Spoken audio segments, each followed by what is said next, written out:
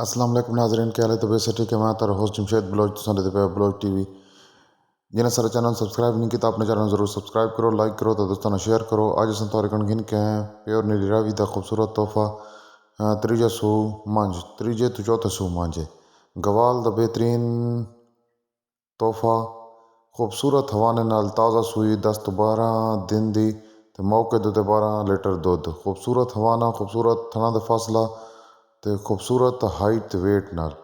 जिस भाई को ज़रूरत हो ज़रूर साना रब्ता कराए, अपने चैनल को ज़रूर सब्सक्राइब कराए, दोस्तों नाल शेयर कराए ते वीडियो को लाइक कराए। कमेंट सेक्शन में अपनी राय ज़रूर इजहार किया करो।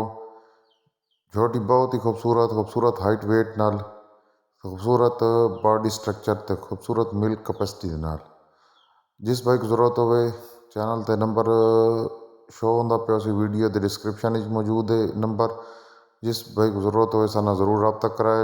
झोटी की डिमांड है 3.5 लाख रुपया। मौके तो कमी बेशी हो वैसी बहुत ही अच्छी ते नायाब चीज़ है जी। अगर सारी वीडियो अच्छी लगी है तो सारी वीडियो ने ज़रूर लाइक करो, शेयर करो तो दोस्तों को सब्सक्राइब कराओ। इसी दिन आज की खूबसूरत वीडियो का अख्ताम करें।